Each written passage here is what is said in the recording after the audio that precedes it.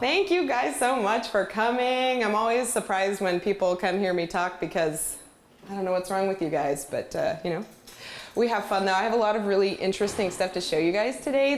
I say this every time, but I'm like, this is one of my favorite talks because this is a lot of what I'm going to talk about is stuff that people ask me about over and over and over again. So hopefully I can answer a lot of the questions that you might have or show you stuff that you didn't even know existed. I'm going to see if this speaker is going to stop yelling at me a little bit. And my volume's okay? Everybody can hear me all right? Mm-hmm. Good. Up a little bit? No, good. Okay. I don't have my glasses on, Susan. Alrighty. So you guys, welcome to part 3. Yay! It goes so fast. It's unbelievable. So today we have some neat stuff to talk to you guys about. So we're going to do a quick overview of Westward settlement in the United States, introduce settlement into this Vasquez Rocks, Agua Dulce area, stagecoach routes and overland freight transportation, which is another thing people ask about all the time, the railroad, mining, and a special focus on the Sterling Borax Mine. We're probably going to spend half of the talks talking about just the mine by itself. Because it's a really, really important part of our history, and it's actually why this town is here. So it's got a little soft spot in my heart for me. So I think you guys will probably agree once you see some more of the pictures too. We're going to do a quick preview for next time, and then I'll take any questions if we have any time left. Okay, so I'm going to take you guys back to 3rd grade real quick. So you guys know westward expansion in the United States is a really complicated, involved tapestry of histories, right? It's not just one group of people at one time. You have hundreds of different groups of people from all over the planet that were coming here. You had Russians coming into California. You had, you know, the huge Chinese population that gave their lives working on the railroad. You had hundreds of native people. You had this really complex situation. So we're going to try to simplify it and kind of point out some of the big pieces of the puzzle, but just remember that it's not anywhere as simple as it looks as it does on these slides. But we'll just throw out there that 1803, the Louisiana Purchase, as you guys probably remember learning when you were kids, added over 800,000 square miles to the United States territory. So that was major. It doubled the size of the country. 1847 and 48, the treaties of Cahuenga and Guadalupe Hidalgo ended the Mexican-American War and added over 1 million square acres of land to the U.S., so that was another big change. 1848, the discovery of gold at Sutter's Mill, I'm sure you've heard of that, and that was up in Northern California and causing a huge, multiple waves of people coming in trying to survive out here. 1850, California entered the Union as a free, non-slave state. 1862 was the Homestead Act, signed by Abraham Lincoln. And this made private land ownership a possibility for a huge number of people, but not a huge percentage of people that were living here, as you guys probably know. It was very scarce for a female, if you were a person of color, if you were native, all of these things made it really hard to get a homestead, but it still opened up tens of thousands of chances for people to own land privately for the first time. This year also, the first of the 5 Pacific Railroad Acts was passed, and this issued the government lands and funding to the Union Pacific and Central Pacific, which later kind of became part of the Southern Pacific Railroad, which is what we're going to talk about. 1865, the Civil War had ended and the Emancipation Proclamation came into effect. So this also caused tremendous shifts in the country's population with the collapse of the despicable institution of slavery, right? So you had people that had been displaced, people that lost everything, people that never had anything to begin with, that came out west trying to establish themselves in a completely foreign place. In 1893, this was a big one. You guys have probably heard of this, but it has to do with how kind of media gets you inspired to act on something. So this was the publication of Frederick Jackson Turner's seminal frontier thesis. So this really romanticized the West. If you guys read it now, you're like, oh, I want to go to California. Oh, wait, I'm here. Like, it's very striking. And it made it sound like if you really wanted to live a good life and be a good American, you could make it in this beautiful scenic place that had really nice weather.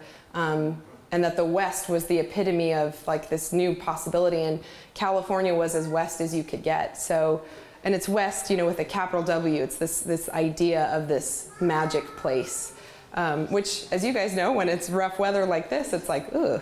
I don't know what they're talking, but it's not -40 like in like Wisconsin. So I'll take this any day. Settlement into the region. In the mid-1800s to the early 1900s, this was a really transformative time in Southern California. Four of the major factors that led to the movement of Americans into the lower part of the state were the stage, you know, / overland freight travel, railroads, mining, and the possibility of private land ownership, which we already talked a little bit about. And unfortunately, I have a few of these slides that just have words because I don't have tons of pictures from the 1870s. Sorry. But then I'm gonna blow you guys up with pictures from the mine later, so it's all good. So here's an exception. We don't have a whole lot of pictures from the earlier, you know, the turn of the century in the late 1800s from our area, but this is one of them.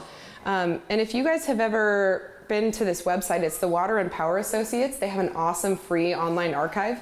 You can see pictures of the aqueduct, San Fernando Valley, all over the place. So this is actually Soledad Canyon. I don't know where in Soledad, based on the hills, but 1875, and this is one of the mule teams that belonged to Remy Nadeau, you know, who was a really well-known freighter, traveling through Soledad, which is pretty neat. And if you guys looked up there at the front table by Shirley, that little 20 mule team replica that's up there, which is so cute. So that's a mini version if you want to check it out that look like this. So we'll start with the stagecoach routes and the overland freight transportation. So how and why did people start moving here? So if you guys remember at our, I guess it was the last talk, it seems like so long ago, we talked about how the native people in this area were taken to the San Fernando Mission. And after that, it was really, really quiet here. There was not a lot of settlement because there was nothing here. There wasn't even really roads. There was foot trails, but nothing more than that. So why did they initially start coming through here, you know, American people after that time? So before the railroad was completed out here, people had been coming through initially on old Indian foot trails, which they believe what's now Sierra Highway or Mint Canyon was initially a really, really old foot trail that had been used for who knows how long, probably thousands of years. And gradually those kind of transitioned into pack animal trails, donkey and horse trails. And then overland freight and stage routes. It was kind of followed this really cool evolution, and then a lot of those stagecoach routes turned into our paved roads. So a lot of these routes, which can never be dated, which is really unfortunate, they're still visible if you know where to look in little traces on the landscape. Like in Acton, off, I guess it's Aliso, you can see parts of where the old stage routes were, and little shadows in the hill, but you have to know, somebody has to show you exactly where it is. Make Bob show you, the guy in the green over here. Maddie too. So the main commercial enterprises that led stages and freighters through Vasquez Rocks was for mining and people moving, because people weren't coming out here just for fun. And a big reason was the Cerro Gordo mine, which you guys have probably heard of, which actually sold this last year, right? Were any of you following that? The mine's been closed for quite a while, and then it was listed for sale for like $1 million, and I think it finally sold. So we're all hoping they don't take everything down. That was located about 140 miles northeast of here, but it was the richest silver strike in the history of California. So it was a really, really big deal very early on. By 1870, weekly stages ran to and from the mine transporting ore. 1871, trips became multi-weekly. So that's a lot of traffic for out here, especially back then. The journey from the mine to LA was a really, really difficult one, as you guys can probably imagine. After leaving the Mojave Desert and entering the Antelope Valley, the wagons had to get through the San Fernando Valley through one of three routes. San Francisco Canyon, which is sketchy, as you guys can imagine, Bouquet Canyon, which is sketchy, and Soledad Canyon, also sketchy. Isn't that amazing? And those were the three best routes. That's what's kind of scary. And Soledad obviously is the one that we're concerned with today because it's the closest to us. It's where we really come into play. And this route is really important because we have information from a really great guy, a local researcher, that taught me a ton about that route, but also a bypass that a lot of people don't know about that brought people right down what's now Escondido Canyon Road. So overall, Soledad is a pretty passable canyon in the area known as the Soledad Pass by where Acton is. It has a wider, firmer bottom, and you guys know if you've taken Soledad all the way to Santa Clarita, it gets skinnier and steeper and scarier and sandier, and especially during a flood year, it can be deadly down there. But there's a stretch, sorry, this mic keeps like squeaking at me. I'm trying to like inch this way. There's a stretch between the southern portion of Acton where Soledad meets Tick Canyon, which is past here, past Vasquez, that was sandier, more narrow, and a really bad problem during flood years. To bypass this, Bruce Festa, who's this local, his family actually owned or they still own part of the parcel, a huge parcel that's adjacent to the park. The family's owned it for 60 plus years. It's a beautiful, beautiful undeveloped area. It's awesome. He said that Remy Nadeau routed a detour for the wagons that passed through the Vasquez area, roughly following Escondido and Davenport roads. So I can show you guys. So this is what it looks like today. So you can see the 14 freeway up top. Vasquez is written in green. This is Soledad Canyon. So I'll give you a minute to look at his map. So this is an 1897 survey that they did. So this would be the normal route, but the bypass he's proposing, which there's really strong evidence for it, follows that red line up there.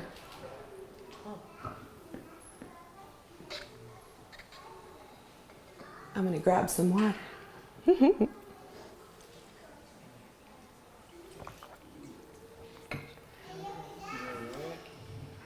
Yeah, so this one, it kind of just takes a minute for you to kind of take it in and look at it. And basically why he believes this was the route was because, let me go to this slide and show you guys. This map shows that there are two structures, one of which is located on a property that shares the boundary with Vasquez, so that's their property. It was a really, really small old cabin, and it looked a lot like a stage stop. It's no longer there, which is unfortunate, but it shows up on these survey and topo maps, which is really interesting. And also in 1873, Nadeau, we do know that he implemented an improvement plan for his routes, which included construction of a station at John Lang's ranch, which you guys might know is what became Lang Station. It's where Curtis Sand and Gravel used to be, down off of like Shadow Pines off the 14 freeway, right? There's really nothing there now, but yeah, the marker that's been defaced over and over and the plaques are stolen and very sad. So that area was where Nadeau was working with Lang to put a stop. So this is where it would have joined up and then hitched a ride back onto, where the main railroad alignment would soon be. And once Nadeau had established this smoother detour, it would have most likely been utilized by other freighters and stagecoaches transporting people.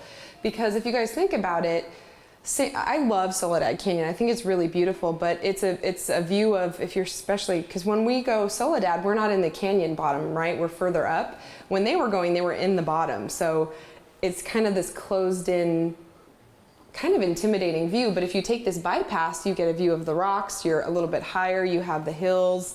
So it's kind of a more scenic route to take also. And the interesting thing, I think I told you guys, is that, does anybody know what the word Escondido means? Hidden. I know, it's like, ooh, it's kind of spooky. So another one that we get asked about a lot, especially because I work with the Historical Society down below, and one of the things we get asked about the most is Beale's Cut. So you guys have probably either heard of it or seen pictures or been there. A lot of you probably been there because you guys are history fans. So that was a huge step in conquering this really difficult landscape. Santa Clarita Valley area served as the connector between LA and the San Fernando Valley and the Antelope Valley, but was a tremendous obstacle.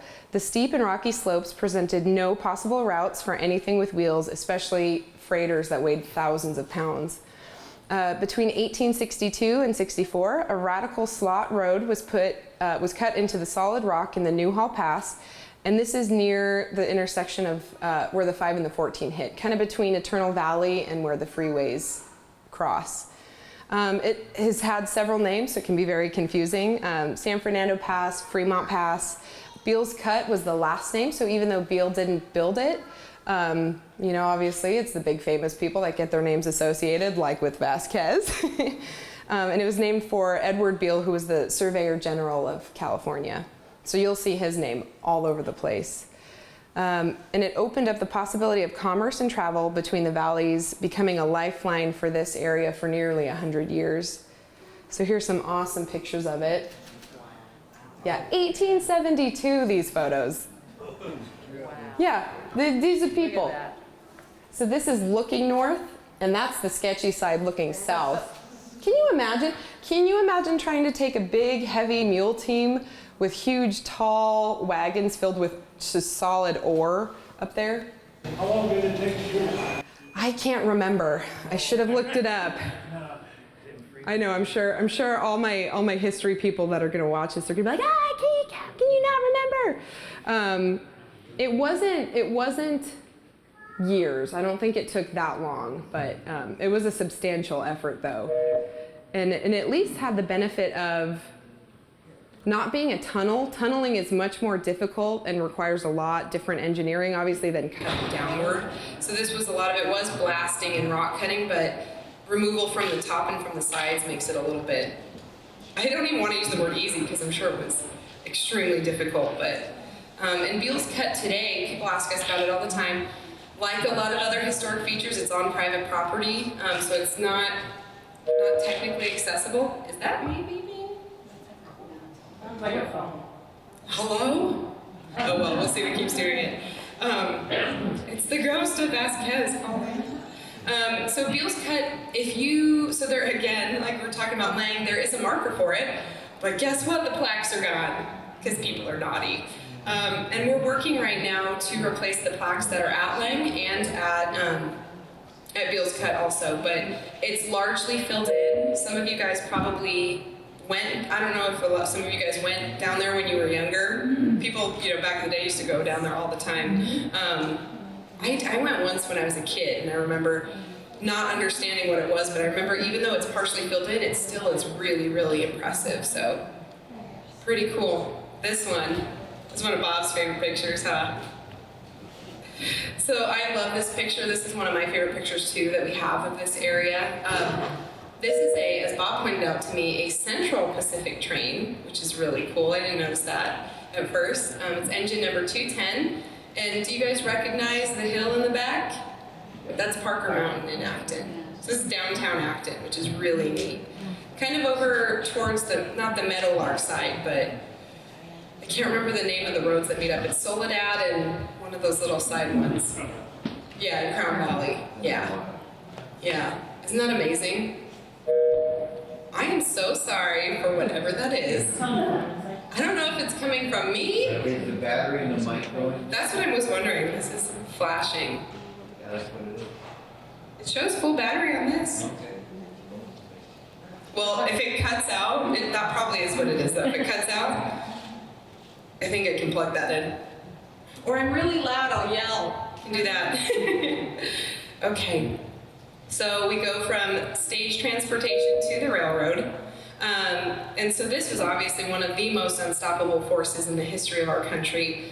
It was one that replaced the stage route system largely, and it permanently altered the landscape of the United States. It altered commerce, it changed how people connected with each other, it changed where people built towns and lives and businesses.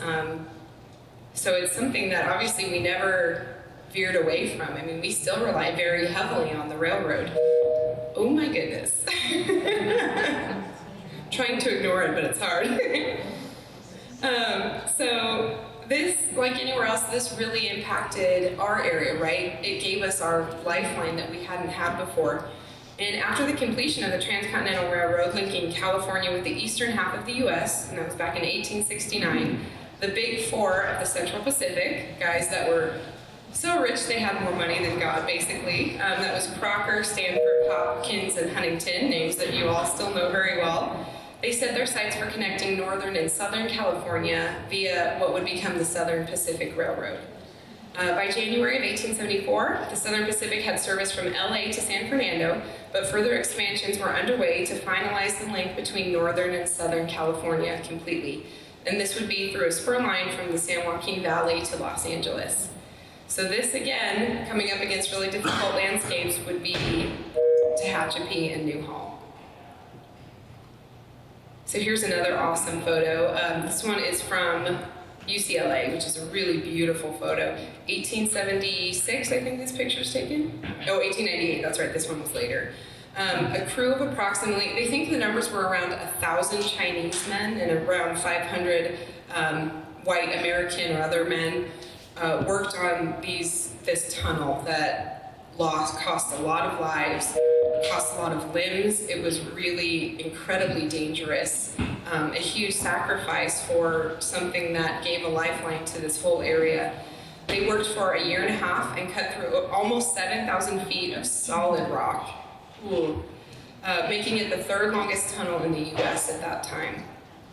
After it was completed, the crews began laying track and the spur line was connected and finalized in August of 1876. And where is that? That tunnel. Is that the Newhall Camp?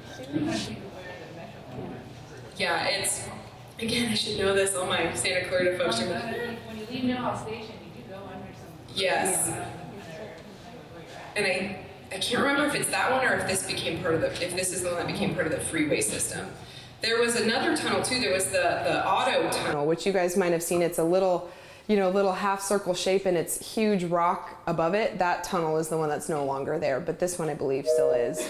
Any more questions before we continue? Oh, we got one. This young man. The Beale Pass, was that cut by on private land or is that a public thing? And if it was private, did that guy charge a toll? I believe there was a toll for it, I think for quite a long time. And I should point out too, so if you guys want to know more about anything that's on here, go to the scvhistory.com website. There's a ton of stuff, especially on Beale's Cut, and it has the problem that why I can't remember a lot of the layers of this history is because sometimes there was a lot of changes.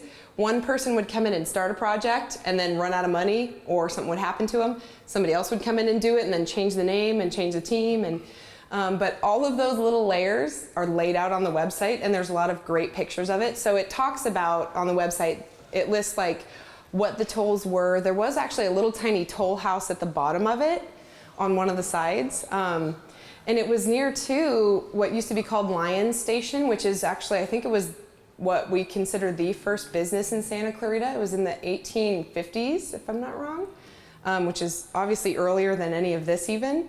And that was where Eternal Valley is.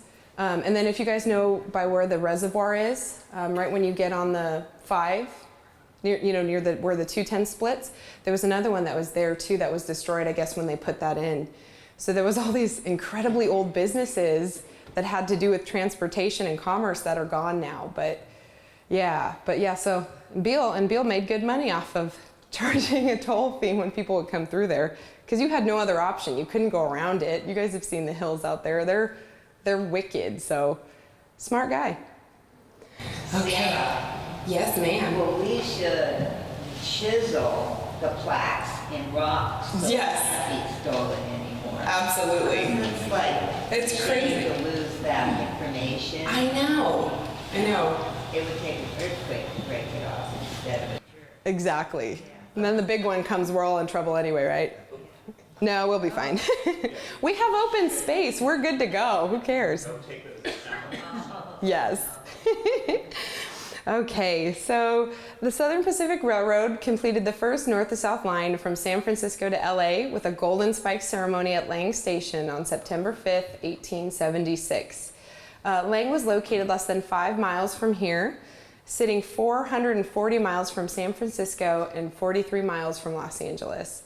It's estimated that over 4,000 railroad employees and another 1,000 plus spectators crowded the event. And there was a lot of hot shots there, former Governor Leland Stanford, and a lot of other notable politicians and celebrities were there at the time. The crowd looked on as the Southern Pacific Railroad president, Charles Crocker, drove a solid gold spike to announce the finality and importance of this union. Southern California's relative isolation from the rest of the country was over, and a new era of business and pleasure would begin. So, I brought something fun to show you guys. I bet you didn't know I have the spike. Just kidding, I wish. But this is cool though. So they had a 50th and 100-year celebration for the Golden Spike ceremony. So they did a big recreation, and there's pictures of that on the site too, on the SCV history site. So this one is from '76. So I wasn't around yet, but I'll pass this around. So the Historical Society, they made these as commemorative pieces. Some of you guys probably have these. I don't know how many hundreds they made because there was enough to be left over at the Historical Society. So they used to sell them in the gift shop. That's where I got this one. There was like a box of them, and somebody's like, here, you volunteer, here, take this. I was like, okay. So go ahead and pass this guy around. Solid gold. And that is solid gold. Oh, wouldn't that be nice? So really quick, just because people ask about this a lot too, the stations at Lang, what's the deal with that? Where is it? It's not there anymore. And this was the little station that could or could not, because there was 4 of them. The location for it, before it became a railroad stop, was already known as Lang, and as I mentioned, there was a homesteader, John Lang, that settled there. And it's a funny coincidence because a lot of you guys probably remember Dick and Sandy Lang. We lost Dick, almost 10 years ago now, and Sandy's still around, and they were big, huge in the development of our Chamber of Commerce, of everything here. They developed the first commercial building where the hardware store is, and those Langs have no relation to this Lang. It's just a really weird coincidence. Yeah, everybody asks that. It's like, no, just funny. So this was where John Lang had actually built a hotel in 1871. And this is really funny. So health-conscious patrons could enjoy his hot sulfurous springs, hence the name Sulphur Springs. Because everybody asks, why is it called Sulphur Springs? There's nothing out there. There was. This was a quarter of a mile east from the Shadow Pines exit off the 14 today. So if you guys go down there now, I think Metro is the one that owns, that's where the train tracks are. I think they have a storage of a lot of railroad ties and stuff down there. It's nothing beautiful and scenic now. It's just kind of hidden, unless you know the history. The first station they think was built around 1873 as a stage stop for Remy Nadeau, coming out of Cerro Gordo. And according to John Sweetser, who was giving Leon feedback for the SCV history site, the first Southern Pacific Railroad depot at Lang was established in 1884. We have no photos of it, and we're not sure if it was a building or an adapted rail car, because that was common, right? If you had an old rail car that wasn't being used, you could just park it, build a little spur line, park it, and there you go. The second one was a regular building, opened in January 1888 and burned down in August. Just so sad. The third station burned down in 1906. Awful. The fourth station, this is really sad. It was established in the section foreman's house and remained that building until it was closed in '68. And even though 10 years before it had been designated a California State Historic Landmark, it was torn down about a year later. Yeah, very sad. I know, for the name of progress. Here's a couple pictures of, I don't know if this one was the last one. Again, it's on the SCV history website too, where these pictures came from. That was the earlier one. I believe that's a 1906 photo. And this was the bigger one. So you can see it gained a little bit of size the third or fourth time around. And the golden spike, this is the real one. So this is a kind of a funny story that Leon put on the website. So, 1956, an heir of the Crocker family, so you remember he was the president of the Southern Pacific. This guy just casually walked into the office of the California Historical Society and with little fanfare and no documentation, donated a nearly 10-ounce piece of solid gold that had been fashioned into a full-size railroad spike. Which again, Oh, it's sitting up front on that table. That, I think, is actually the one I'm passing around, is a hair smaller than the full size is. Which is pretty crazy. As for the one and only golden spike driven in September 1876, Charles Crocker apparently pocketed it, smart. And remember, in a crowd of over 5,000 people, you better put that in your pocket. And it remained among his family possessions until that day in 1956. Nobody had seen it since then. And it was made of locally mined San Gabriel gold, and history tells us that the spike was fabricated at no charge by L.W. Thatcher, who was an LA jewelry and watchmaker. Today, the golden spike is stored at the Historical Society's headquarters and museum in San Francisco. The spike is believed to have been put on display just once when the organization still occupied the Whittier Mansion, and it had moved after that. So now it's kept very safe in storage. And this lovely lady is the executive director of the California Historical Society, and Leon went up and actually visited and photographed the spike. And it's engraved really beautifully on all sides in that really gorgeous old script. It's got the date, the location on it. Can you imagine just holding that? So we'll talk a little bit about mining. This is another one we could talk all day about, but I just kind of want to give you guys an introduction to it because, as you know, especially Acton was very heavy in mining, and that's a big part of the reason more people came out to this area. So during the 19th century, settlement in the immediate Aguadulce Vasquez area was actually pretty sparse. Again, there wasn't anything really going on here, no reason to even hardly pass through. Various mining efforts in the areas of Acton, Antelope Valley, and Santa Clarita Valley produced waves of success, which would bring different groups of people out.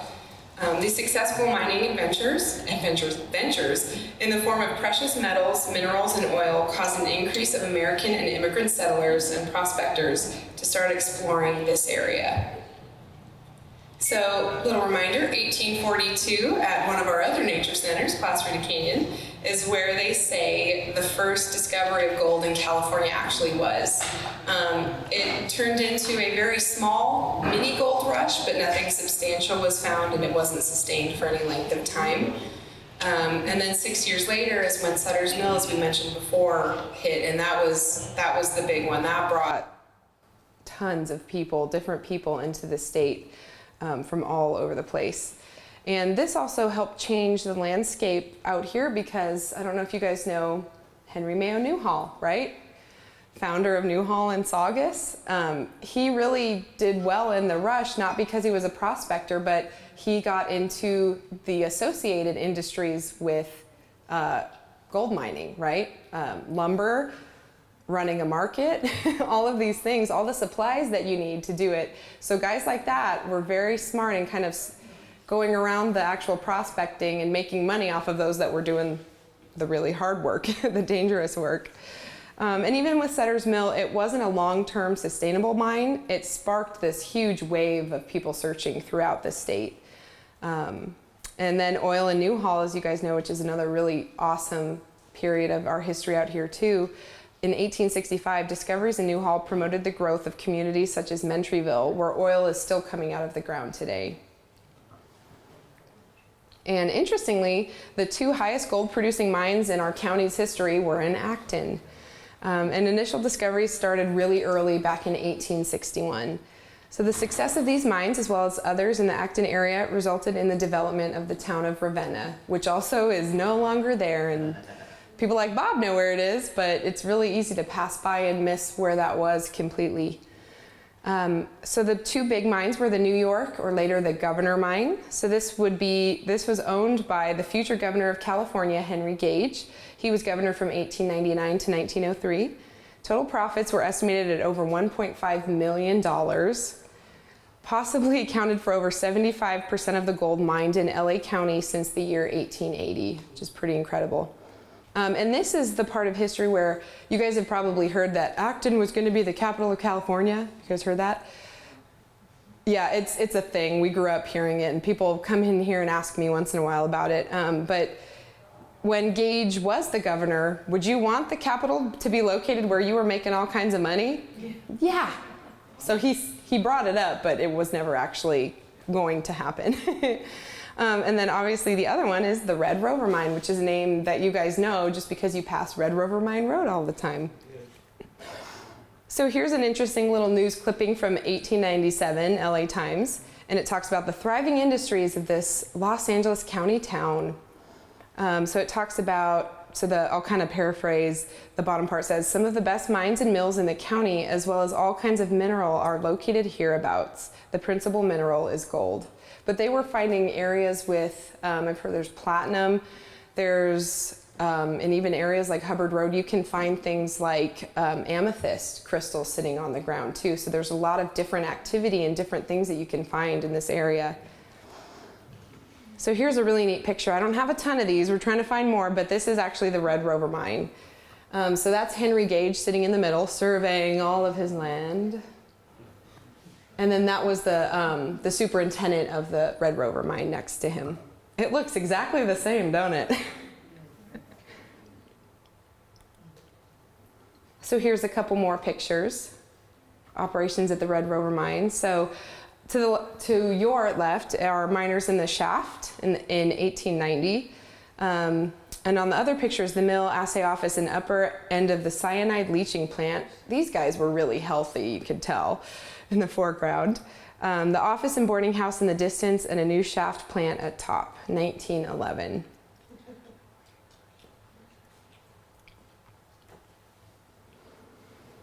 So this one, do you guys want to hear more about the Red Rover? You want me to glaze over? Okay, all right. What's up with cyanide leaching? What's that? Yeah, it was and like Bob knows more about mining, but it's just a process of, yeah, the secret of mining is always a process of removing what you're looking for from its matrix, from the host rock. And there's a lot of different ways to do that. Certain minerals, like when they were mining for borax, we'll talk about you crush it and you create an ore and then it's further refined later on. But yeah, there's different ways of manipulating the raw material to get what you want out of it. And it's often very unhealthy for whoever is doing it. So you guys have probably heard of, he was an awesome historian. He just passed away within the last couple years. John Robinson, who wrote a lot of awesome books about the San Gabriels. He was just incredible. And he thinks that the Red Rover mine predated Gage. He thinks that it was first worked by Mexican settlers in the early 1870s that were mining for gold. And around 1882, Red Rover came under control of American miners led by a guy named E.B. Miller. A 200-foot shaft was dug, which tapped into a rich vein of gold-bearing quartz, and for a number of years, something happened, you guys. I don't know what it was. I had my hard drive crash, and these were on there. So there's little oopsies like that where the data got messed up. So I'm just going to let you guys fill that in with your imaginations. In 1894, according to the California State Mining Bureau's annual report, this is pretty cool. Red Rover was the most productive mine in the district. 3 other mines were operated by the company, called the John Logan, the Earl, and the Topeka, but none of them approached the production of the Red Rover. And that's what's neat, that the road still holds the name, because there's a lot of these places that lose their names and no one knows where they even are. But Red Rover, because it has the road name, we still know. And most people don't even actually, when I was a kid, I didn't realize it was an actual mine. You know, I just thought, oh, I did Red Rover on my way to dance class. Like, I didn't think about it. Red Rover was largely inactive from 1897 to 1912 and until 1931, when it was acquired by Gage's son. His name was Francis, and he made it the Governor Mine Company. During the 1930s, the mine was worked in conjunction with the Governor Mine, yielding good amounts of gold at various intervals. The ore, averaging a modest $10 per ton in gold, was milled at the Governor Mill in Acton. And the Red Rover finally closed down in 1940. So it was actually running on and off for a long, very, very long time. And there's still, it's privately owned like everything else. And they still try. We had a talk at the Acton Historical Society a few years ago talking about different efforts that, again, kind of come and go for mining up in that area. But it seems like a lot of, probably the big stuff has kind of been exhausted, but without being really, really invasive to blow up the hills to find if anything else is in there. Yeah, it's up the hills. Yeah, not down towards the school. It's the other way. Towards the south of the school. North. Yeah, because you know how Red Rover kind of runs like north-south? Okay. It's up where the It like ends near the school. It like just stops right there. Yeah. $10 for a ton? Yeah. For the ore. Oh, for the ore. Yeah, yeah. Rough work, man. So if you guys want, okay, so what we have left is the Sterling Borax Mine, which is my favorite. We can either take a little break now if you guys need to get up and wiggle around, or we can do the first part of borax. You want a break? Short break? Yeah? All right. Okay, we'll take a few minutes, maybe a little less than 10 if that's good with you guys. Grab some coffee, cookies. Use the little girl, little boy room if you need to. Thanks, guys. All right, guys, so I'm going to have you guys out of here on time, so I'm going to go ahead and get started. Okay, so this is a really special part of our history, and a lot of people don't even know this, but this is why the town of Agua Dulce is here. Raise your hand if you know what the mine is and where it was, just so I get an idea. Oh, good. That's very normal. Most people have no idea. And when I was a kid, I know my dad knew because my dad would always talk about the history of the town, and but as a kid I never really anchored this as a real place in my mind. And I remember probably 10 years ago when I really started researching history more heavily, I figured out where this was, and I was like, I can't believe I pass it all the time and I didn't realize how important it was. So just a really quick recap, because you guys are not 150 years old, that we don't use borax like we used to, but back around in the late 1800s and turn of the century, borax was a huge commodity. Borate-based products became a commodity that became increasingly popular in American homes and businesses, and that's why it was such a huge industry, because it was used privately and everyday life, but it was also used for big commercial projects. It was largely a detergent, disinfectant, insect repellent, flame retardant, ceramic glaze, flux for welding and soldering, and an antifungal additive for construction. And there's obviously, I'm sure you guys can probably point out more uses that it's for. My favorite one is making slime. It's one of, you guys know how the kids are like obsessed with slime now? I used to work for a company where we would teach science education to kids, and one of our classes was a slime class, and it was the best thing ever. So I made slime with borax all the time, and it has the reaction where you can make really great slime with it. So a little fun fact for you. So honestly, that's a big part of where the sales for borax lately have been coming in, is all these kids across the country that are obsessed with making slime. So it's just kind of funny. Soared in popularity was met with overwhelming demand, and in large part due to smart marketing moves by the big borax producers, such as this guy, which his name you'll hear over and over again, millionaire from California, Francis Marion Smith, better known as the Borax King. So our story begins with a couple of guys, Ebinger and Shepard, discovering borax in Tick Canyon. Lovely name, isn't that great? I've never had a tick, so it's not true. The Tick Canyon mining story. So I'm going to read to you guys a little bit again, but I do have a lot of photos, but you're going to see why I'm going to read some of it, because I cannot remember all of this. I have it largely memorized, but not completely. There's a lot of layers of it. So late in the summer or early fall of 1907, in the trail of the increasingly successful Acton mines, two prospectors named Henry Shepard and Louis Ebinger were searching through Tick Canyon for gold. While their search for precious metals turned up fruitless, they thought they had found something of some use when they spotted an outcropping of small shimmering white crystals. Unsure of what they had found, they shipped 3 samples of the mineral to be tested by the 3 largest borate miners and borax producers in the state. And these are names that you guys might recognize. The American Borax Company, Pacific Coast Borax Company, and the Stouffer Chemical Company. So these are modern pictures of what some of these associated minerals look like. So colemanite, the crystals that he was seeing, is pictured on your left. This one is actually from Kern County, but it's very similar to what would have been found here.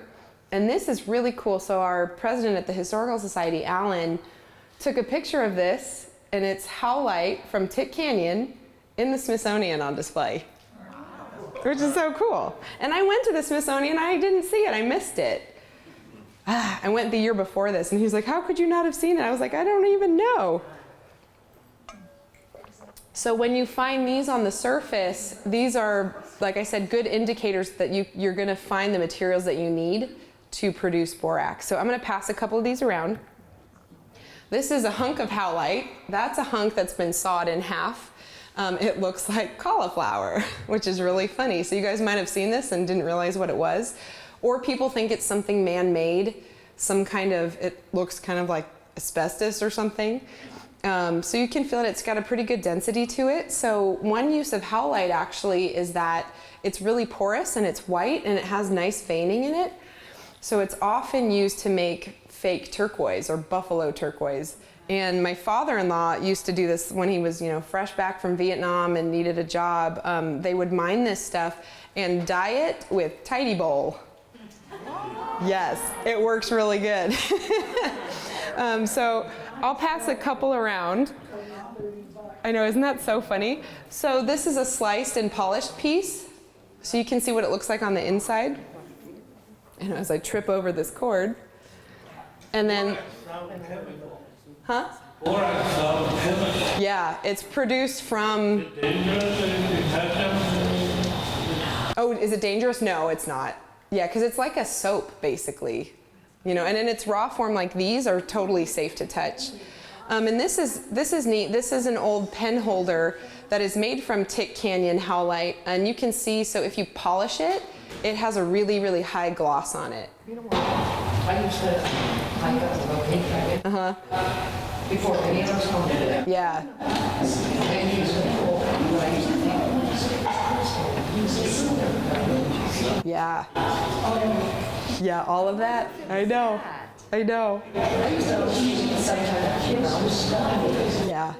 And she was just talking about how she used to hike and find a lot of this stuff. You still can. You're like, and obviously never take anything from private property that is not yours. If you have permission from the landowner, that's great. But if I was hiking kind of near Tick Canyon the other day, and you can see it's just there was so much of it, and there was so much soil disturbance too that you can see a lot of it still on the surface. Yeah, Chris. When you ride up in the hills, I always thought it was this really white crystal because there's white rocks everywhere. Is that halite or is that something different? It could be colemanite, or we have a lot of quartz too.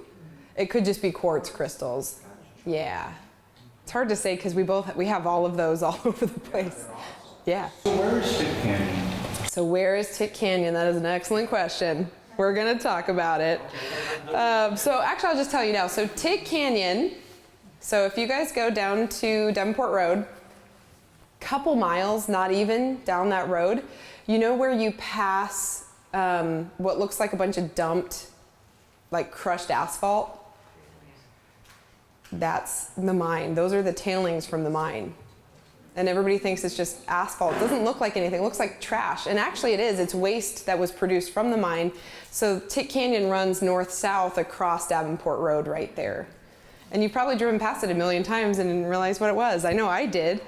I was in college before I realized what that was. And then I was like, I feel so bad. This is where the town was born, and I ignored it always. And you can go to Tick Canyon, you go all the way to the neighborhood and shout. Yeah, and that's a trip because you don't realize that Tick Canyon, you can drive south and it'll take you all the way to Canyon Country, which is really interesting. And there's homes down there, and I did it once, like a couple years ago, just because I was curious, and I was like, there's like hundreds of houses back here. How did that happen? Yeah. There's a few of us out here that don't live In this area? Yeah. We either live in Santa Clarita, Canyon Country. Okay. So we don't know. These roads and stuff? Right, what you're talking Yeah. about. Some of the things that you're talking about. It's interesting. They're inside jokes. A little bit. Yeah, so basically if you guys leave the park and go left, you'll hit, the stop sign down here by the field. Keep going straight, and then you know how if you kept going, it swings you past the elementary school, and then you'd eventually go to the freeway. If you turn right, just a little bit past the elementary school over here, that's Davenport Road, and I think the mine is 2 miles from right here straight. So it's very, very close, yeah. And it's hard to, so if you guys, for my Santa Clarita people, if you want to take the sideway home, it takes you to Sierra Highway. Okay. I heard Yeah. there's a back way here. Yeah, Okay. so instead of the freeway, you turn on Davenport. I think I know. It's near where the movie ranch is. Yeah. So take that way home. Sit on the right or the left. If it's still raining. It's on both sides. Both sides. Yeah. Yeah. Yeah. Is there a street sign for Chicken? Yes, but I think it's Summit Knoll. It turns into Tick Canyon in the canyon. Summit Knoll, I think, is the one. Yeah. All those neighbors down there are gonna be like, don't tell people to come down here. Yeah, there's a total kook that lives down there that'll run you off the property. It's mad. But I bet him twice. Okay. All right. So this is the interesting part of the story. So as we mentioned, so this guy, Ebbinger, found some of these crystals and was very curious about what it was, because while he was looking for, metallic, for gold, basically, he had the good sense to know that he actually did find something. And the way that this worked, he wasn't a chemist. He didn't know how to do this. So he sent it into those three big companies. And due to the vast amount of worthless samples sent in by prospectors across the state, all three of these companies set their samples aside from Tick Canyon and just kind of ignored them for a few days. And a little while in, chemist Henry Blumenberg, who worked for American Borax Company, he was out at Daggett in San Bernardino County, became the first to look at the samples. He quickly recognized them as high-quality colemanite, a borate mineral from which borax can be refined, and literally ran out the door and rushed to get here. A funny LA Times article from November 1907 describes the scene of Blumenberg's dash to reach Tick Canyon. I have to prepare myself because this makes me laugh. And this is a huge clipping that ran all the way from the top, the full length of the newspaper. It ran all the way top to bottom. It's a huge article. It's called Midnight Run to Fortune, and one of the headings is Wild Night Ride. Rushing uptown again, he hired the biggest and fastest automobile he could find, engaged 2 chauffeurs, and armed them to the teeth just before midnight the last week of August, started up the San Fernando Valley on a wild dash for control of a world industry. The story of that terrible night ride over the deserts and through the frowning canyons, down breakneck grades and over the dry washes of winter torrents deserves a chronicle by itself. But when the sun rose and the distant shriek of a Southern Pacific train sounded from away down the Soledad, Blumenberg and his horseless drivers, haggard, dusty, and triumphant, turned into Tick Canyon and knew they had won the race. A little dramatic, no? I mean, come on now. So after catching wind of the discovery, because as you guys know, everything's a small community. Any industry you're in, you're all keeping tabs on what the others are doing. The other 2 companies caught wind of this via telegraph, and the competitors were hot on Blumenberg's trail in a race to reach the obscure little canyon before the others. So the other ones that came was William Wash Cahill, who was with the big guy, Francis Marion Smith's 20 Mule Team Borax, which is still the company that's around today. John Ryan, who was with Pacific Coast Borax, and Thomas Thorkeldsen, who was with the Thorkeldsen and Mather Company. So he's the one that's really important to our story, so I have a little side bit on him. He had reached the site just after Blumenberg, who had been the first to file a claim on the deposits. He was an interesting character and had for many years actually worked closely with Smith, but in 1897 parted ways and became a somewhat embittered competitor. In 1903, another of Smith's long-term partners, Thomas Mather, more hesitantly parted ways with Smith and joined his old friend and business associate Thorkeldsen to form the Thorkeldsen and Mather Company. So here's a little news clipping too from the Santa Maria Times, 1908. It says, Big Borax Mine found near Soledad. Los Angeles, November 18th. In Tick Canyon, a branch of the Soledad, 40 miles north of the city, has been discovered what experts declare to be the greatest borax mine in the world and the only large deposit of boracite and colemanite known. So in the newspapers, and these are from actually all over the state, but all over the country, up in Utah even, they were reporting about it. This find was a really, really big deal.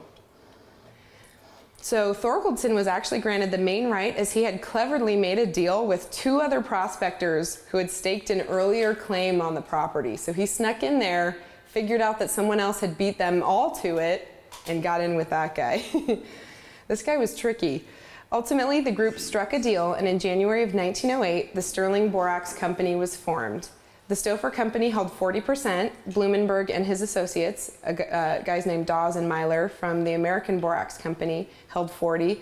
And Thorgoldson and Mather actually held a minority share at 20%.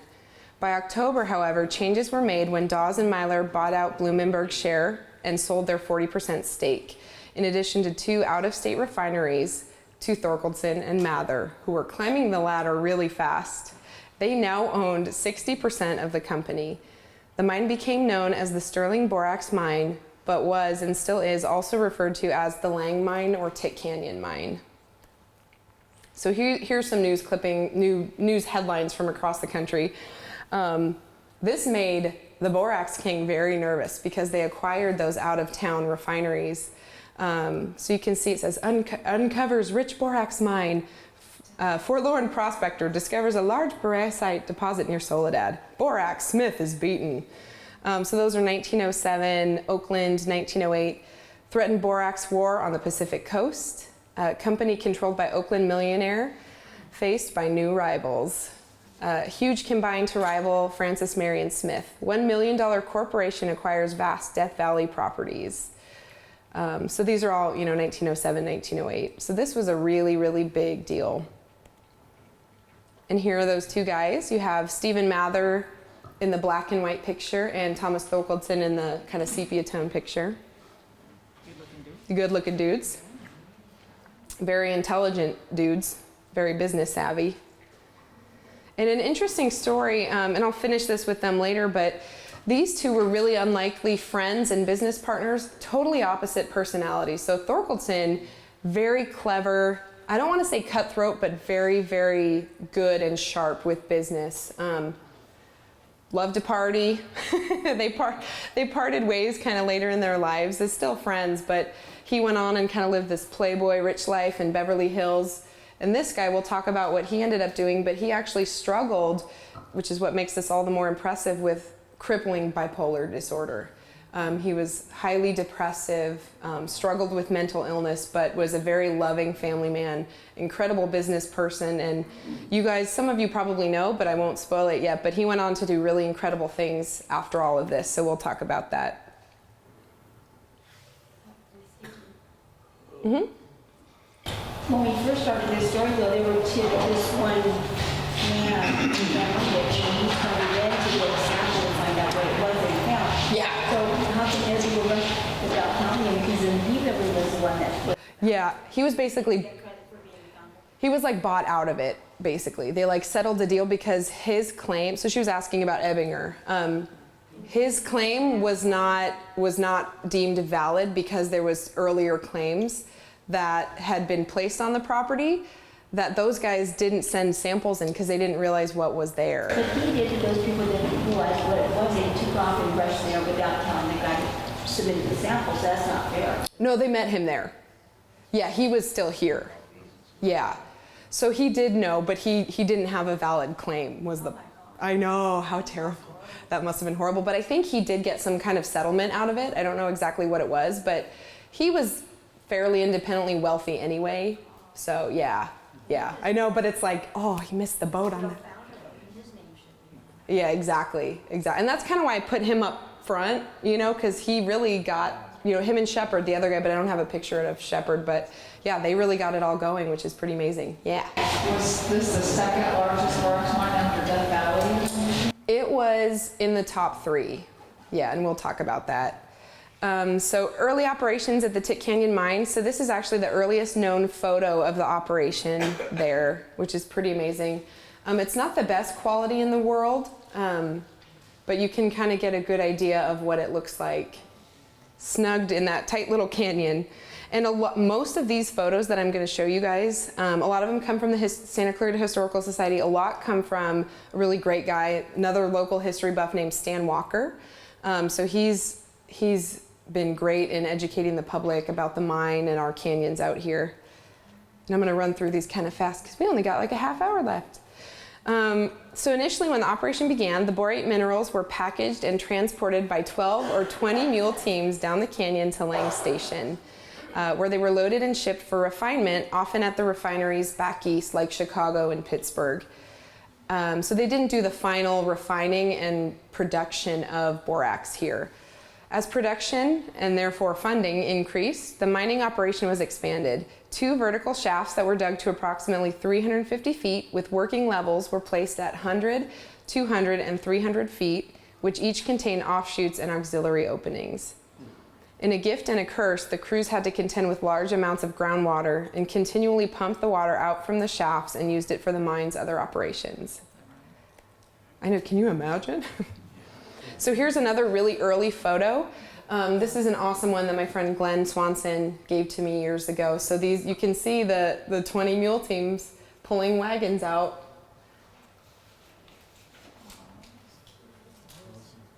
Heading down the canyon. Here's another little shot of it. This is, I think, only a 12 mule team. 1, 2, 3, 6. Yeah. And these actually come from the National Park Service Archive at Death Valley. I know, you have to look at the ends of the earth to find pictures of your little corner of the world. So 20 mule team wagons, people always ask us about these because they're very striking. They don't even seem like they're real. But these borax wagons, said to be the largest and strongest of their kind, were built in Mojave, California. So that's the one, again, that we have back on that table back there. So if you want to check out what that looks like. This just gives you some specs on how sturdy they were built.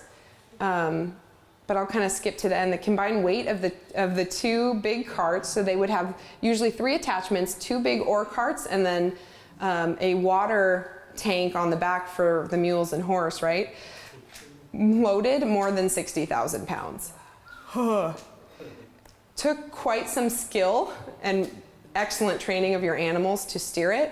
This is just an interesting graphic that's came from a brochure that was with a kit like my little model back there, which is really funny. So you would have each set of your mules would serve a different function. And if you can imagine, if you had to swing around a corner with that, these guys were pretty amazing at it. So it kind of gives you an idea of how you would swing wide to make a turn. I still don't understand how they did that. It's incredible. So about the mine's operations, a large processing plant was built and 4 large oil-burning furnaces installed, 2 of which had a capacity of 60 tons apiece. So you can see this really blossomed from those early photos that I was showing you.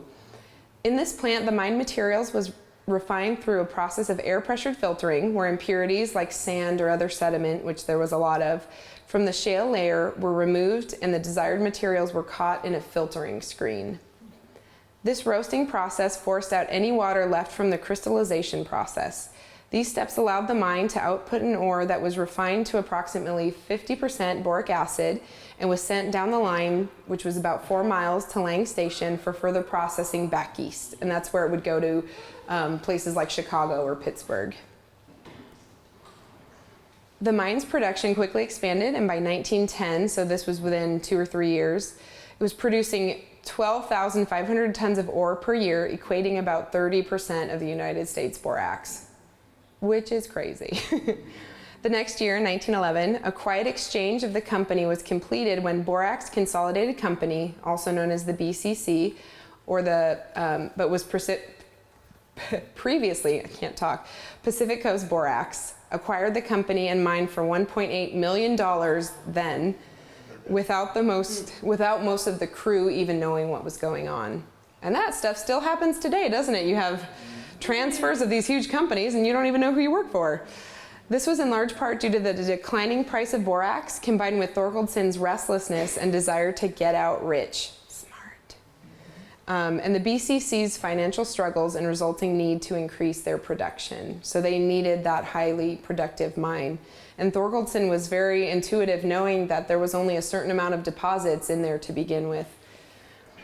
So I'm going to give you guys a little tour around the mine. These are some awesome photos. They're just incredible because this is not what it looks like today. This is taken looking towards the north from kind of near Davenport Road. So if you're going from here to Canyon Country on Davenport, this is on the right side.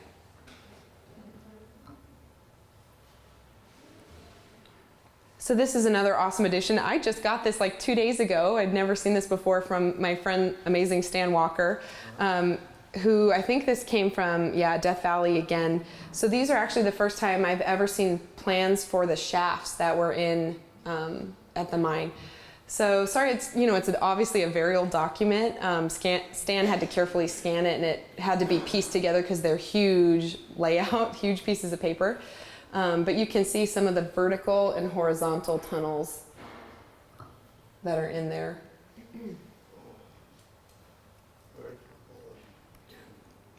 So a couple different aspects of the mine. So obviously you can't just have a vertical shaft with nothing to get you up and down it, right? And you need to be able to pull out that material somehow. So they had these thing called head frames, and this was for the main shaft, which was up on a hill. You can't really tell where it was today. It looks like hardly anything, but it's a really, really awesome thing to see. And these photos are newer to me. A lot of these photos I actually just got within the last week. So if you came to my presentations before, you didn't see these. And the way this worked is the head frame is the triangular structure with 2 pulleys at the top. So that big thing, that ladder looking thing. The hoist house containing the actual hoist is on the right. There's a vertical shaft into the mine below the head frame. The cables pull and lower a mine car up and down into the shaft. When the car reaches a certain height on the head frame, it's automatically tipped so that the material in the car falls into the bins. From the bins, the ore is sent to the mill down the hill from there, and the waste material is sent to the dumps via cars on the tracks. So this thing that you guys see is this up on the hill. Isn't that crazy? Look at the stilts that thing is on. No, thank you. So this is a view east towards the upper head frame and hoist house. These photos were taken April 9th, 1915. So this is one of the new photos that I had never seen before. Pretty amazing. Is it back there to ID any buildings or anything like that yet? Yes, and I have pictures of it. We have, and that'll make you guys really sad, I have now and then photos where I compare this. So you can basically see parts of the stilts, a little bit of the concrete, and that's about it. It's really sad. So this is another new one, which is awesome. So this is basically the giant winch system that would pull things up and down the shaft. I know, it's crazy. That'd take your finger off, wouldn't it? So this is inside the upper hoist house where the hoist or winch is. The engine is connected to the drum. The cable is connected to the drum on this end with the load on the other end. In between is the sheave or pulley, which is connected to the top of the head frame. The head frame in this structure that supports the load, the sheave, and pull down from the drum. The lower part of the head frame can be seen in the distance. The rope can also be seen heading up to the sheave, which is out of the photo. And these awesome descriptions of what these things are came from Stan. Stan's the man that knows all the stuff. This is another one that's brand new, which is really great. So this is another head frame. This was a second one that was down the hill. So you guys can see it's got hillside behind it. And you can see the narrow gauge tracks that are on the ground below it. And this is probably, so we don't know, I don't know if we know exactly where and how many shafts there were specifically, because there were some, I think, that were dead ends that they would abandon or collapsed or weren't usable, or just let too much water in, or whatever the case may be. So this is the processing plant. This is the mill where from those head frames, the little carts would go down with the raw material and bring it into here. So you can tell that building is huge. You can see the guys standing at the train down below. Is this still on the north side of Davenport? Yes. So all of the actual mining and that aspect of the work of the mine is on the north side of Davenport. There's like nothing there now. So big building, it's largely corrugated metal. I'm sure it was hot in there, 150 degrees over the summer, and I'm sure it was freezing in the winters. So here you can see, so we're going to talk about next, the narrow gauge dinky train. So there's the dinky, and it kind of followed the canyon bottom with its little narrow gauge rail. And on it, you can see these guys loaded up are the bags of remember it was about 50% refined ore that was going to get processed back east. So it would process, and then they'd load it up in baggies, and off she went to Lang to get on the big train. And that was taken by the mule train, or by the little train. Yeah, so the mule trains came first before they put this rail in, and then once they did that, they didn't need the mules anymore. Yeah. So this is a view, remember from the head frame up on the hill? This is looking down to the big processing plant. Oh, it like gives me butterflies when I look at it. The guy at the bottom. I would have ridden in a cart down that, I'm sure. I also broke my arm getting dumped out of a tractor bucket, so I'm one of those people. So here's another view of the processing plant from on the hill with snow. What is that? The thing was just massive. It's hard to imagine that even fitting back there. If you've been I know. back there, it just doesn't look like And it's built like into the hill. That's the only way they could make it fit. Maybe on the left side, not the right. Yeah, so when you go, if you go into, which is private property, so don't go in there, but if you know, say you go into the canyon off Davenport, this was all on the left side of Tick Canyon. So this is a photo of the main mill and the terminus of the Dinky Rail line. Kind of just a different view. So these are brand new to me too. These are awesome, awesome photos. And these are actually from the Huntington, which is really great. So these are the first time I've ever seen the inside of this processing mill, which is really exciting. So Stan kind of gave some interpretation of what we think the way that it was processed and what each piece of machinery does. So the circular device has arms that appear to be stirring up the ore, which can be seen underneath the arms. It looks like the ore container would do the rotating and not the arms themselves. The ore apparently drops down from a conveyor belt. And again, that'll take your finger off real quick, wouldn't it? This is another interior of the plant. Winifred Rawlinson believes that we are looking at an electric motor in the foreground driving an air compressor in the background. The air compressor would be used to power tools in the plant. Here's another one. You think your mom carries in with that size belt? Yeah, you cannot get these at Agua Dulce Hardware. Look at the size of the It belt. would go around the whole building. Mr. Rawlinson says that this is also an electric motor on the left with an air compressor on the right. The motor has a manufacturer marking of Westinghouse. There appears to be a pressure gauge located behind the belt pulley.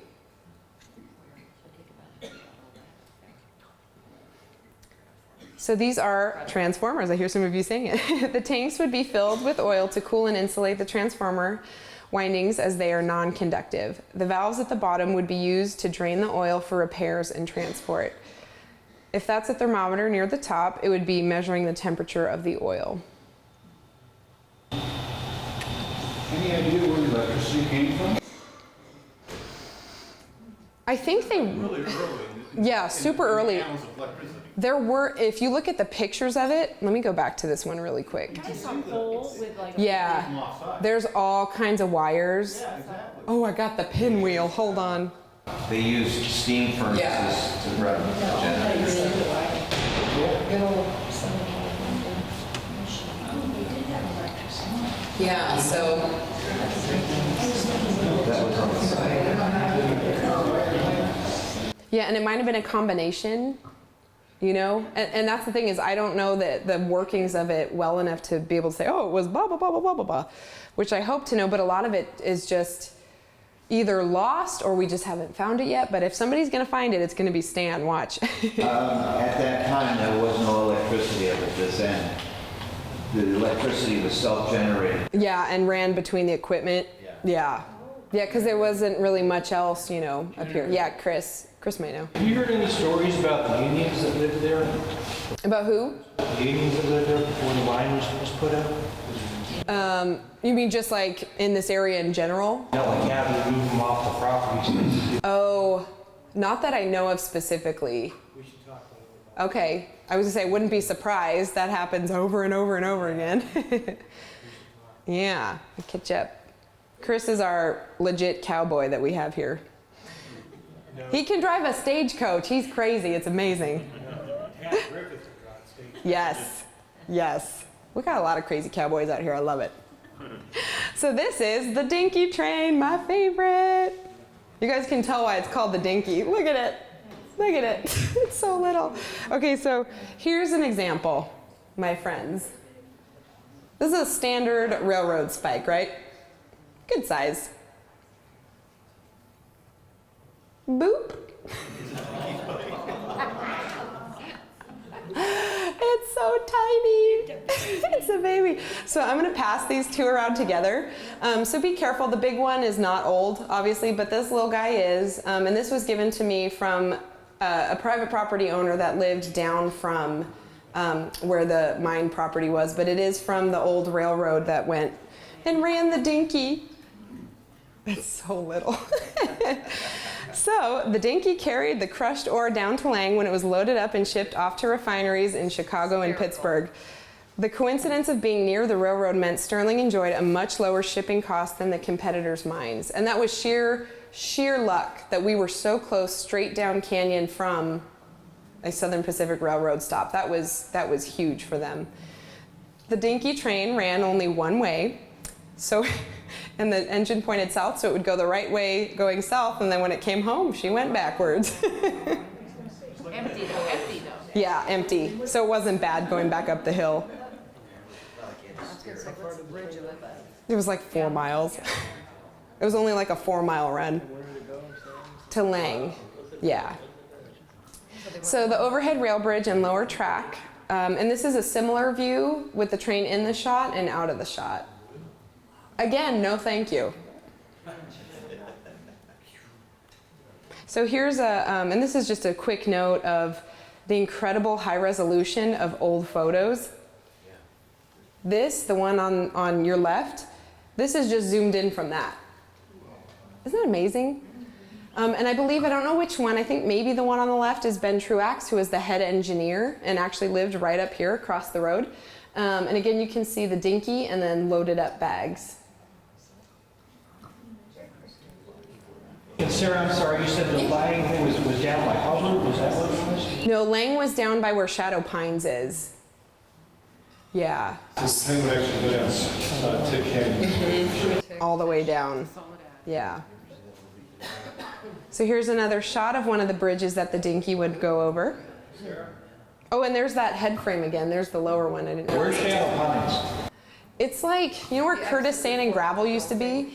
It's the first exit when you, don't see here's the next exit if you're heading south. Oh, I thought It's on the stretch of freeway where there's like nothing. it's by the Soledad. Yeah, it's kind of near Soledad, They yeah. used to say Soledad Shadow Pines, they changed because, and it is Shadow Pines is the street that. Yeah, it's not down as far as that new Facey building. It's not that far. It's pretty close, but it's easy to miss. So here's another part of the dinky. So this was the little people moving car. So it wasn't just for work, it was the only way that people could get in and out of the neighborhood. It's so cute. So did they take it via Summit Knoll, like to Canyon down to that? Yeah, I believe so, yeah. I think it mostly just kind of followed the bottom and went all the way down. This is a view. She's actually a Mitchell, so related to the Dyers and Mitchells and that whole Homesteader clan. 15-year-old Edith posing inside one of the dinky engines. Oops. So this, I can't remember if I was talking to Dick Held or if I was talking to Chuck Wright, two really great older guys that are in their mid-90s now, who both had family that worked at the mine. This is from my notes. Yeah, well, my dad used to work at the mine, you know. He actually worked as an engineer on the dinky train till he went and toppled it over. They didn't like that much. He was fine, but they didn't let him drive it anymore. It's the actual transcript from one of my interviews. And I don't know if this was that exact crash. It could have happened before, you know, you hit a corner too fast, but it's probably the same one. So this is really the part where Agua Dulce was born, was from this mine, right? You have a mine, you have high production, you have to have people to work it. There was a lively social calendar at the mine, dances and get-togethers held in various locations, including the mine's commissary. Together they would eat, drink, dance, socialize, and form the bonds that built Agua Dulce. For the first time in the area's history since the tragic loss of the Tatavium, a sense of community and individual identity began to emerge. The town emerged as more than just a stopping point for others who are on their way to somewhere else. It's currently not known how many workers were employed at the mine, as numbers from historic sources range from 80 up to 200 or even 300 men. Many of these workers, especially at first, were young, single men who lived in bunkhouses that dotted the landscape in southern Tick Canyon. Other families lived in modest cabins throughout the area, with some living in and around Vasquez Rocks. So it's a little bit different when you start to see people in the pictures, you know, especially when you start to see families and women and children and cruising around just like it's nothing. So now we're crossing Davenport Road. So now this is on the south side. So this is where most of the life was. This is just below where Davenport is. And that's what was the boarding house. So I think they must have just had really tight quarters, little bunk beds in there for all the young bachelors. And on the right, which is interesting, is the last headquarters of the Sterling Borax Company. It was in the Los Angeles Trust and Savings Bank building. Behind the house, the tailings from the mine? Yes, those are tailings. Those you can see from the road. Yeah. Mm-hmm. There's a house down there. That's right. So this is a view from up above where Davenport is. So keep in mind that Davenport Road was not there yet. I think it was basically like a little wagon, a little skinny road, but it wasn't exactly aligned with where Davenport is, but it mostly was. So here you can see the boarding house, bunkhouses, corral, office, and general store in 1917. So this was not called Agua Dulce back then. They used to call it Sterling City. Yeah. I know I went to one of your thingies last time. Are those little bunkhouses that were eventually pulled up to the rocks? Mm-hmm. Awesome. Yeah, we'll talk about that. It was pretty neat. So this is like a slightly altered view, so you can still see the little rows. That little dot in the middle is the dinky, and that's the rail line that just went down the bottom of the canyon. This is looking south. So here's another view of it. So again, that big one right there, that's the boarding house and then little cabins.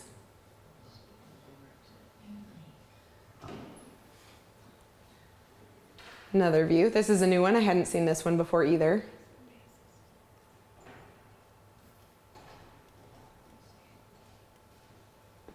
Opposite view. This is actually looking north. And I didn't know this, but the comment on the photo says that it was a LA County Library branch. I love that. Post office. We don't even have a post office now. And the boarding house, of course. Oh, pinwheel. Hold on. Ugh, this is one of my favorite photos of all time. So this was part of the mechanic crew. So the cute guy doing this, that's Mr. Glenn Wright. He was the master mechanic at the mine. And a lot of where I get this information is from his son, Chuck, who is just an absolutely one of the sweetest people I've ever met in my life. Talks like a little old-timey cartoon guy, and well, yeah, no. He's got a birthday, I think, coming up in a few months. He was born in 1926, I believe. Yeah, awesome guy. So he's the one where I got a lot of these family photos from. So some names, Glenn Wright and his gang is what the photo says in handwriting. Felice Percival, Henry Henley, Ernie McNichol, and Mike Maldy. This is Glenn again. He's just a very sunny, happy, everything I've heard and read about him just says he was a really great guy. These are just some really cute photos of him. I think this is down by, you can see the tailings in the back behind him. That's around the boarding house, it looks like. And this is with some of the machinery in the mine. And I think they said these photos, yeah, in 1914. So you had families that were springing up here too. Mostly what I have photos of, right, just for now, but I'm working on expanding it, are the Johnson and Wright families who were related. So these are some of the girls that were picking grapes. So if do you guys remember Mary Johnson Wright? Some of you that have lived here a long time might remember her. She lived to be like 102 or 103, so I was lucky enough to know her when I was a kid. And she was another big historian for this area too. So just some cute photos. I mean, this is what you picture. Is that the same as Johnson Road, those Johnson? Yes. Yes. So next to Johnson Road is Ulysses Road. Ulysses Johnson was the father. Yeah. I know, isn't that crazy? That's where the Johnsons were, and where Davenport Storage is. That was where the Wrights were, basically, was in that area. What's around her neck there? Is that a lake? I think it's, yeah, it's like vines of grapes. Were there grapes in the area? They planted them. Yeah, I don't think we ever had, because there actually is a wild species of California grape, but I don't think we had them here, so I think they had brought them in. Was there still a lot more water then before the mulch thing took it out? Yeah, and it wasn't just that, it's just we weren't in a drought trend back then either. Yeah. Is that where those vines are still alive? I don't know who's actually in these photos. Little guy? Yeah, the little guy, maybe. It's probably one of Chuck's cousins, but I don't have names of who's in these pictures. Except I know Mary, I think, is the one with the hat on, which is really cool. I wish she was still around, but she'd be like 115 by now. So here's an example. This is another one of the Johnson family photos with their wagon. They were headed to from the Johnson homestead to the mine. And this is actually where the Agua Dulce Elementary School is now. Just so Saddleback is like just out of the frame. And this is another newspaper clipping, April 22nd, which is my birthday, 1921. It says, Lang boys organize an orchestra. Hello, the Sterling Borax Mine has an orchestra. They're the boys who put the J in jazz. Members of the orchestra are Doris Johnson, piano, Leslie Wright, saxophone, Glenn Wright, banjo. Picture that sweet, sunny guy playing a banjo. Come on, it's too much for me. And they list different members, you know, the Held family, the Malloys, all of these homestead families that were here. With the promise of a new piano in the schoolhouse and a dance pavilion in Mint Canyon, things look favorable for some real good times in Sterling Heights. Wait, where in Mint Canyon was the dance house? Living rooms. Yeah, living rooms. But by this one, they might have meant the elementary school. So you guys, again, if you live here, if you head towards Sierra Highway, the little old church on the left, on the west side, that was the original school that was put in 1914. So that was probably the dance hall they were talking about. It was a church, school, dance hall, gathering place, women's club, all the things. Well, the way it says it says schoolhouse and a dance hall. Yeah, they wanted to build a pavilion, but I think it says they didn't yet. It was like a tiny shed.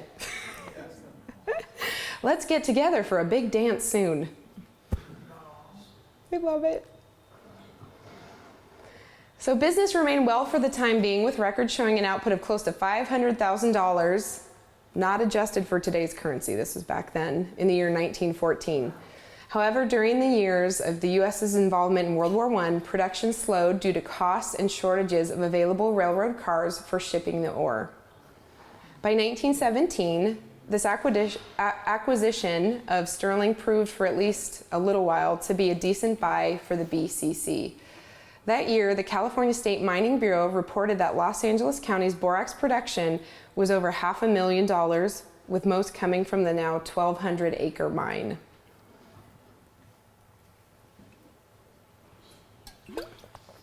So almost as quickly as it happened, it was gone, which is really sad. So decline and closure of the mine. So this is a little news clipping from 1921. Again, this was actually interestingly, and I think that's why, so you guys remember the one I was just reading you about the orchestra? This was the same newspaper. So I think while this announcement was being made, they were still trying to say, we're still here, we're still a town, we're gonna make it work.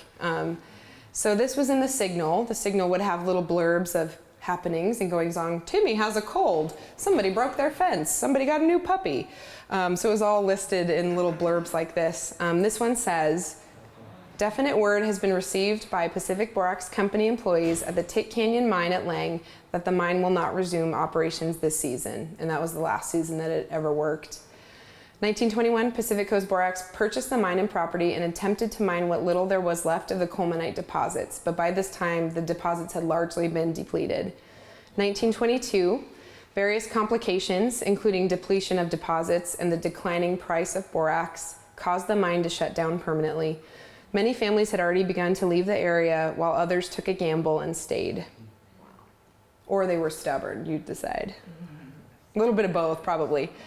By 1926, when the next big borax mining operation came into what would become boron, the Sterling mine was dismantled and sold into pieces. Many of the bunkhouses, cabins, and timber from the mine actually stayed nearby, with landowners like Henry Craig, who owned Vasquez Rocks, purchasing whole buildings and moving them onto their properties. So that's what this young lady was asking about. There you go. So here's another little newspaper blurb. This is from the Signal again, 1926. This is so sad. I do this research and it's like, oh, you see this whole history rise and set on paper, and it's kind of sad because it was people's lives. The workers who have been raising the borax plant at Sterling have completed their job and moved out last week. Even the dinky, I was like almost in tears when I read this part. Even the dinky engine that labored long, but not how well, took its last ride down the canyon, and oh, it's so sad, and loaded onto a Southern Pacific car and billed out. So ends the chapter of the once prosperous Sterling Borax Company that later was bought and owned by a foreign syndicate, a British company, changing its proud name to Pacific Coast Borax Company, whose operators, when under control, chose to shut down a plant that was rich with the white dust and perhaps the richest in the world, thus depriving hundreds of men of the work upon which was necessary for the very existence of life. Come on. Oh, everything is all gone now, at least for Sterling. Nothing left but water-filled tunnels, piles of clinkers that were taken from the red-hot furnaces, railless and tileless roadbeds, shrubs and trees that are leafless caused by the killing dust of the borax, houseless foundations, and in fact, everything is gone that is worthwhile. Now, will a new borax mine spring up in the community is a matter of conjecture. Oh, kills me. So while only a short period of time in operation, the Sterling Borax Mine contributed largely to the borax market. The California Division of Mines estimated that approximately 100,000 tons of ore with a remarkable value of around $3 million back then came from that unassuming canyon with the unfortunate name. So what remains of the mine today? This is the sad part.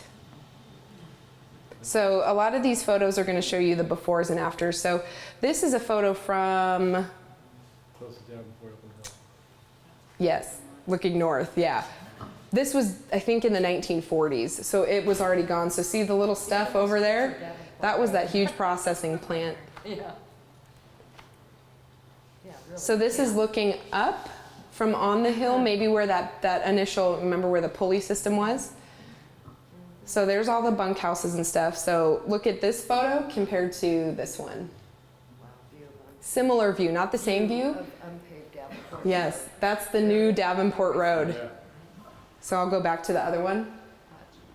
So Davenport runs like through here now. See those tailings? Wow. Yeah, probably goes across. Yeah. Wow. Yep. Nothing left.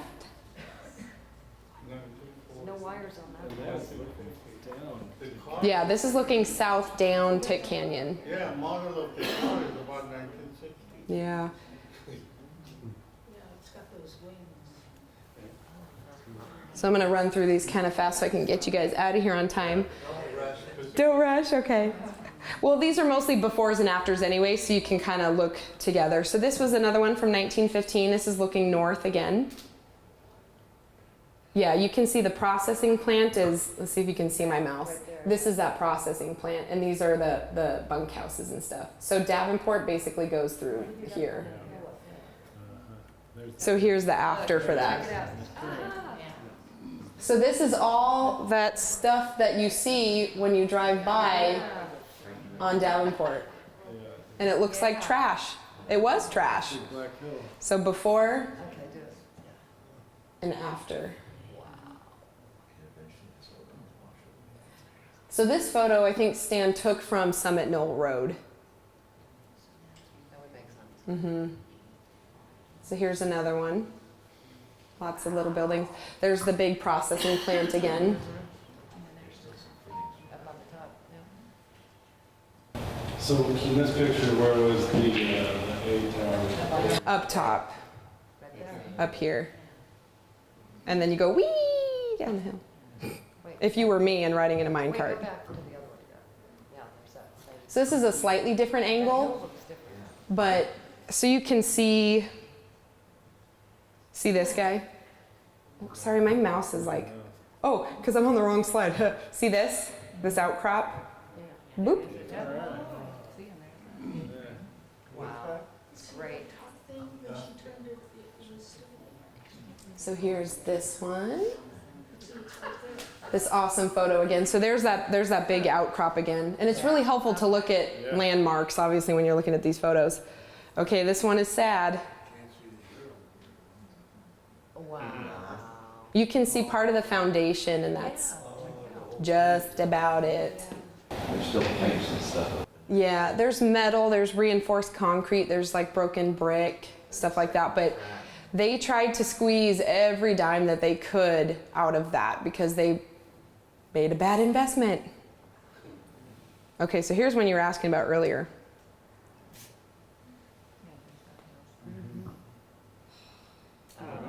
Yeah. So now you could go down on a sled. I don't condone that. Yeah, this is where the track was. There's those stilts. Davenport's above, right? No, Davenport is to the right. Yeah, see, you guys got it. Within the last few years. Yeah, Stan took photos in like 2012 and like 2016 and 18, so. Those cement things are still there. Mm-hmm. Yeah. So these were new to me before Stan sent me these.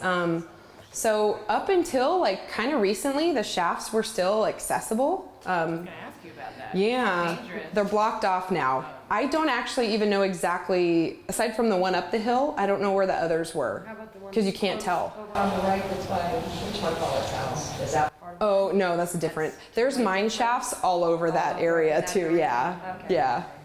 So this is from the 80s, 84. So this is a view looking up one of the vertical shafts. Here's a view of a guy hanging out in one of the shafts. I know. That's what I was thinking. That Yeah, and I've never been down in any of them. I don't even know where they are because they've all been covered up. Because it's a huge liability, obviously. You can't just have open vertical mine shafts on your property. So while that's sad, at least there's a cool legacy that was left behind of it. And obviously, like this, we still celebrate the memory of it, and it's really interesting history that a lot of people don't know about. So here's a really beautiful panoramic picture from the National Park Service. So this shows both sides, right? That shows up the canyon and the bridge, and then it wraps around and shows the little houses. So if you remember me talking about Thorkeldsen and Mather, so Thorkeldsen, you know, they both got out of the business because they sold very, very wealthy. He went on, lived in Beverly Hills, built a big old house, got married, got divorced, died after having blown most of his money, and, you know, single, but he lived the fun bachelor life in LA. Mather, though, who was the one, if you remember, I was telling you, was more of a family man, had bipolar disorder. Those two stayed friends, but he went on to become the first director of the National Park Service and helped create it. Oh, this kills me. Using his passion for and knowledge of the outdoors, in addition to his recently increased wealth, fresh from the Borax Mine, Mather became pivotal to the creation of the National Park Service, and on May 16, 1917, was appointed its first director by Woodrow Wilson. A series of bronze plaque markers were installed throughout the national parks after Mather's death in 1930, which describe his impact and contributions. So this is one that Leon took at Crater Lake. He laid the foundation of the National Park Service, defining and establishing the policies under which its areas shall be developed and conserved unimpaired for future generations. There will never come an end to the good he has done. Oh, it's so sweet. He was a remarkable person, and there's I think there's a main one, but there's different biographic information on Mather, and just looking at his life from where he came from and what he struggled with is really incredible. So, happy reunion of the Borax Mine, folks. So this picture, I believe, is from the 1940s, and a little news clipping from the Signal in 1947 says, "What was another happy reunion was the gathering of the former employees of the old Sterling Borax Company at the home of Benjamin Truax, our engineer, located near the famous Vasquez Rocks.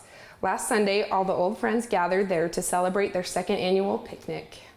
And that was 47. So in the 1940s, they started having like official reunions, and they would all come out and go to the dance hall and dance and have pie baking contests and hike at the rocks and do all kinds of fun stuff.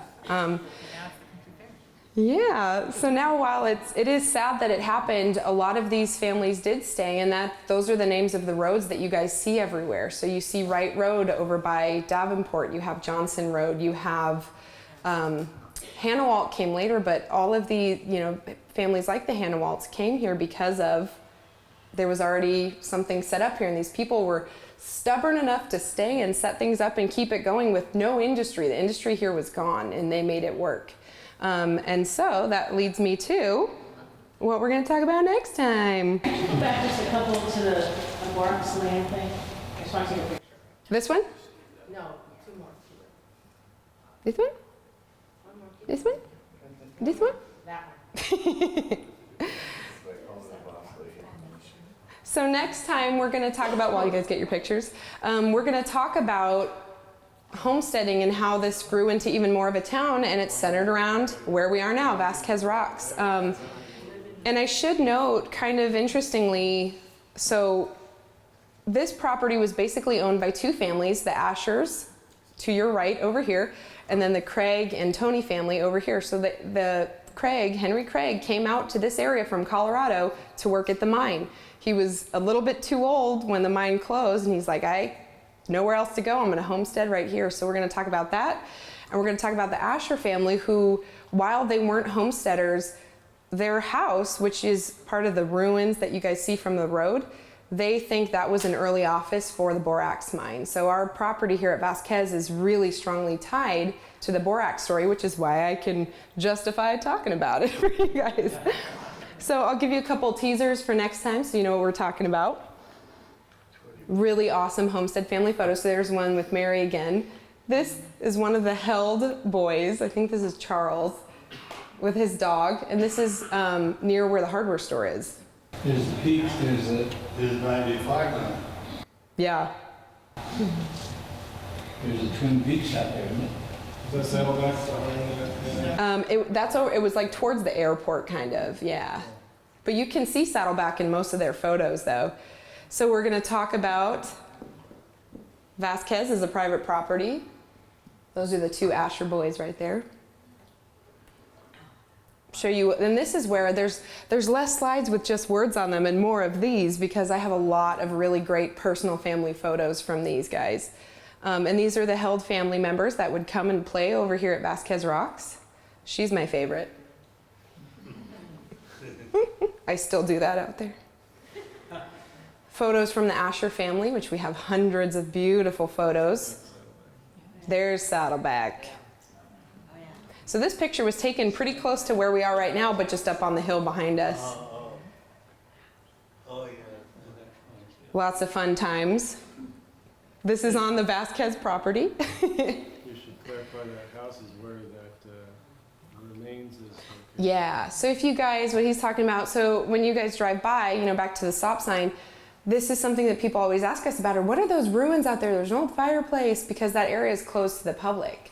But those are the remains of the Asher family's house. So we spend a lot of time looking at all of these awesome, really fun pictures. These are Asher family pictures of back in the 30s when they were having a great time over here. So if you guys are available next month, it's the second Saturday. Yeah, I should know. I need a nap. But yeah, so second Saturday, and we're going to talk about really kind of the glory days, as I call it, here at Vasquez, because this was their backyard. So if you guys can imagine living here, I can show you some really awesome photos of what that was like. And that's it. Yay! Thank you, guys. I really appreciate you guys coming out. Thank you so much. They killed, oh, sorry, my poor husband. Oh, he got the last one. It was a half one, half eaten, that's all right. All right, guys, drive safe in the rain. Thank you so much.